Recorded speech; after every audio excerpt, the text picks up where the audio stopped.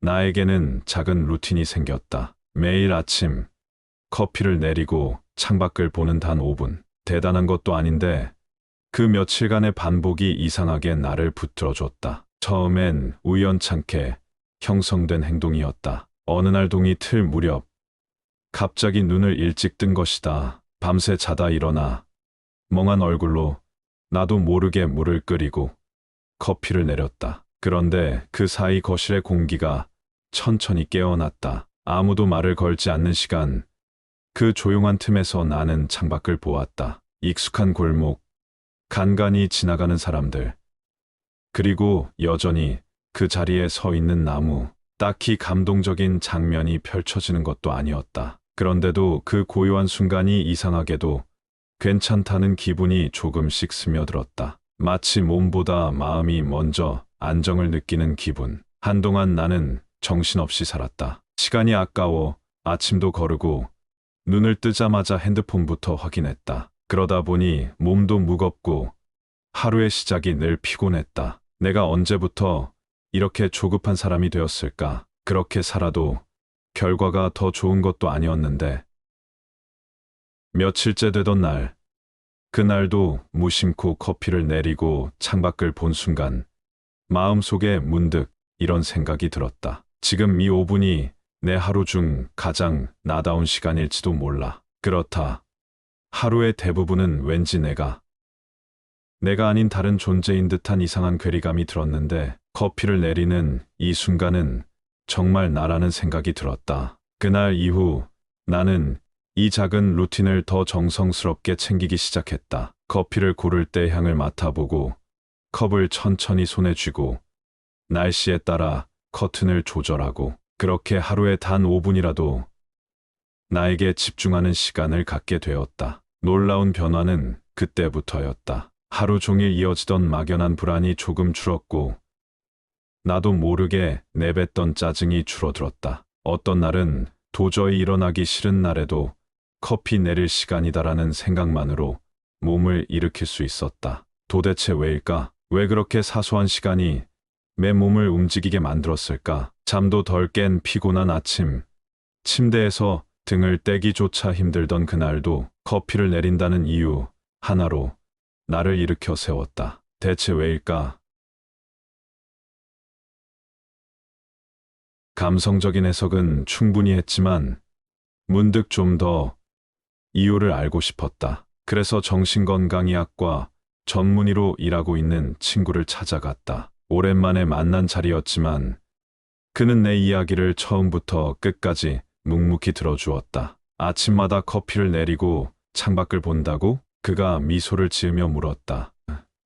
응, 이상하게 그게 안 되면 하루가 좀 헝클어지는 느낌이야. 마음이 정리되는 느낌도 들고 괜히 그 시간만 기다려지고. 그는 고개를 끄덕이며 잔잔하게 말했다. 당연하지. 그건 너 자신에게 보내는 안전 신호거든. 안전 신호? 나는 처음 듣는 말에 고개를 갸웃했다. 사람은 혼란스러울수록 예측 가능한 반복에서 안정을 느껴. 몸과 뇌는 이거 예전에 해봤던 거니까 괜찮다고 판단하지. 특히 아침 루틴은 더 중요해. 그건 하루 전체의 리듬을 설정하는 버튼이니까. 그의 설명은 명확했다. 아침부터 외부 자극, 알람, 메일, 뉴스 이런 걸로 정신이 뺏기면 몸은 전투 모드로 들어가. 반면 내가 커피 내리고 창밖을 보며 여긴 안전하다고 느끼는 순간 신경계는 비로소 긴장을 풀어도 되는구나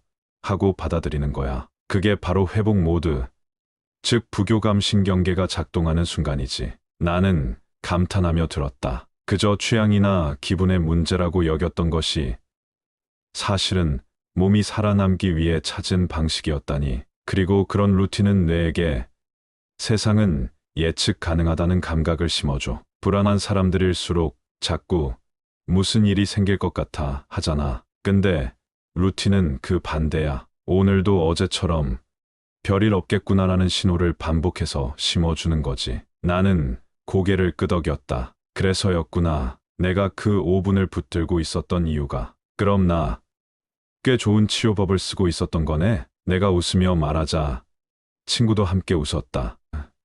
응, 무엇보다 좋은 건 그게 내가 스스로 만든 방식이라는 점이야. 누가 시켜서 한 게 아니라 내 안의 감각이 먼저 알아챈 거니까. 집으로 돌아오는 길, 나는 괜히 기분이 좋아졌다. 누구나 겉으로 멀쩡해 보여도 마음 안에서는 나름의 전쟁을 치르고 산다. 그런 나에게도 내가 나를 위로하는 방식이 있었던 것이다. 그건 다행이고 고맙고 무엇보다 계속 지켜야 할 소중한 작은 루틴이었다.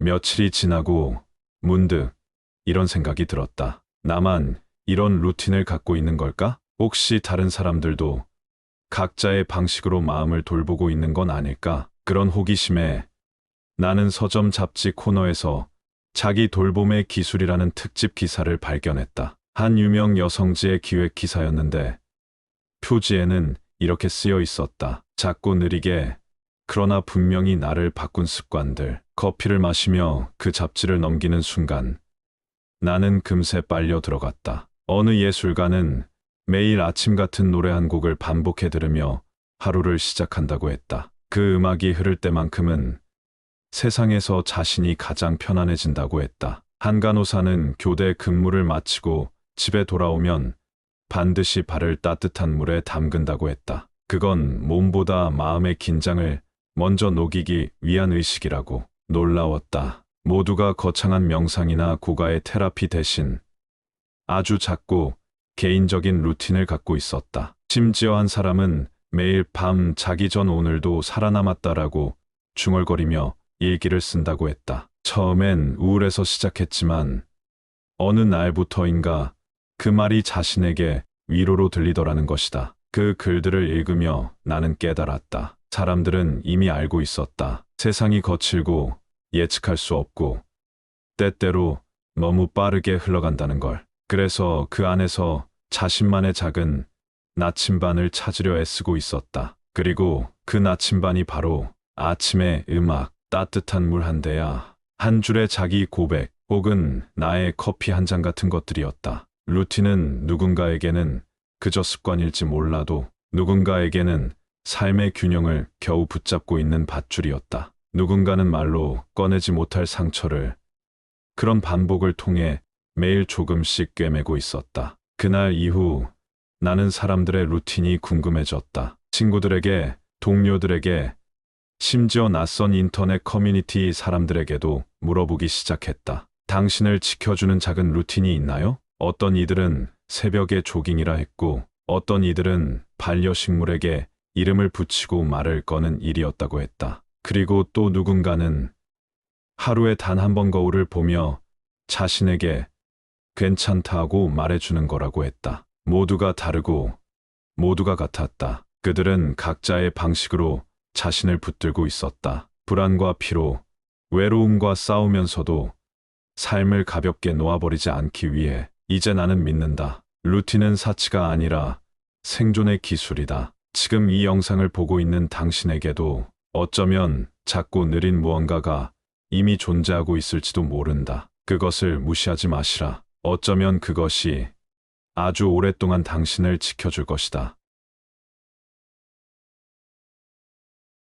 그러던 어느 날이었다. 예고도 없이 불쑥 다가온 일이었다. 회사에서 중요한 프로젝트가 갑자기 틀어졌고 예상치 못한 실수가 내 책임으로 돌아왔다. 전화기 너머로 들려오는 상사의 단호한 말투, 울리는 메시지 알림들, 그리고 순식간에 쌓여가는 이메일 속 항의들. 손이 떨렸다. 식은땀이 났다. 눈앞이 흐려졌고 심장은 목구멍까지 차올랐다. 그날 저녁 집에 돌아온 나는 몸을 의자에 던지듯 주저앉았다. 멀쩡한 척을 하고 있었지만 사실은 금방이라도 울어버릴 것 같았다. 머릿속은 지저분하게 어질러졌고 어쩌지, 망했다. 왜 하필 나야 같은 문장들이 머리를 꽉 채웠다. 그때였다. 무의식적으로 나는 주방 쪽으로 걸어갔다. 어느새 손은 전기 포트를 누르고 있었고 서랍에서 평소에 쓰던 드립백을 꺼냈다. 물을 붓고 김이 서리는 유리잔을 바라보며 천천히 숨을 들이켰다. 그리고 익숙한 루틴이 시작됐다. 물이 천천히 내려가며 향을 피우듯 퍼질 때 나는 고개를 들었다. 늘 보던 창밖 풍경, 어둑해진 골목, 퇴근길을 걷는 사람들, 멀리 깜빡이는 신호등, 아무 일도 없다는 듯 세상은 평온했다. 마치 내가 무너지든 말든 상관없는 것처럼. 그 잔인한 무관심 속에서 이상하게도 나는 위로를 느꼈다. 그래, 오늘도 커피를 내리고 있잖아. 이건 여전히 할 수 있잖아. 루틴은 문제를 해결해 주진 않았다. 상황은 여전히 복잡했고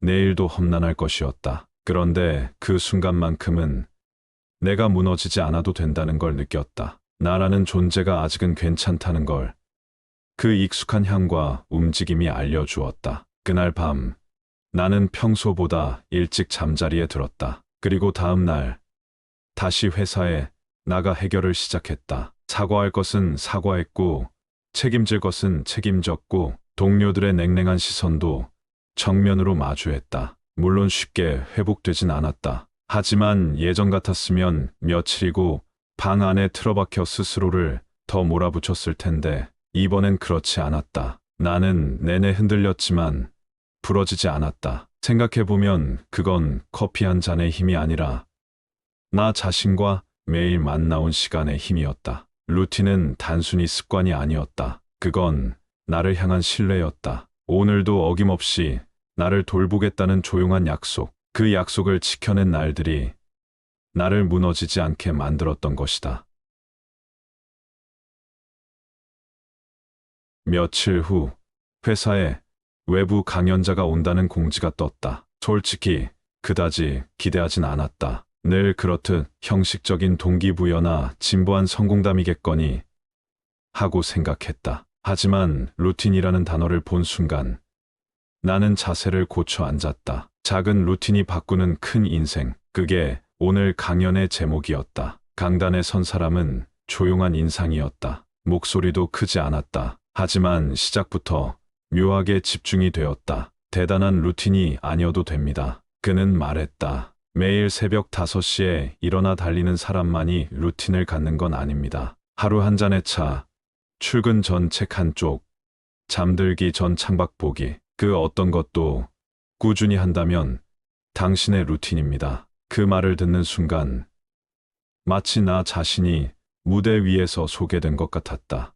맞아. 나도 그렇게 시작했지. 단지 커피를 내리고 창밖을 봤을 뿐이었잖아. 루틴이 대체 왜 중요한가? 강연자는 뇌과학자의 연구를 인용하며 설명을 이어갔다. 루틴은 우리 뇌에게 예측 가능한 세계라는 메시지를 줍니다. 불안의 대부분은 무슨 일이 벌어질지 모른다는 감각에서 오죠. 하지만 루틴은 이건 어제도 했고 오늘도 하며 내일도 할 거야라고 뇌를 안심시킵니다. 예측 가능성, 안전 신호. 며칠 전 친구에게 들은 말이 겹쳐졌다. 모두가 다른 길을 걷고 있어도 어떤 원리는 같다는 걸 느꼈다. 그리고 그것이 묘하게 위안이 되었다. 왜 작은 루틴이 스노우볼이 되어 내 인생에 영향을 줄 수 있는가? 루틴의 가장 놀라운 점은 그 작은 반복이 정체성을 만든다는 데 있어요. 나는 매일 이것을 해낸 사람이다라는 자각. 그건 단순한 습관이 아니라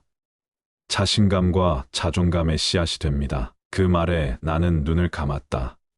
그래, 나도 지금은 조금 다르다. 회사에서 일이 꼬였을 때도 도망치지 않았다. 감정에 휩쓸리지 않고 내 자리를 지켰다. 그게 가능했던 건 나는 매일 나를 돌보는 사람이라는 믿음이 몸 안에 자리 잡았기 때문이었다. 강연이 끝나자 누군가 박수를 먼저 쳤고 이내 전원이 따라 쳤다. 나는 한동안 자리에 앉아 있었다. 누구도 이 루틴에 대해 강요하지 않았고 그것이 이렇게까지 나를 바꿀 줄도 몰랐다. 하지만 이제는 안다. 작은 루틴은 조용하게 그러나 분명하게 한 사람의 생존을 가능케 하고 또 언젠가는 성장으로 이어지는 눈송이 하나의 시작이 된다는 걸.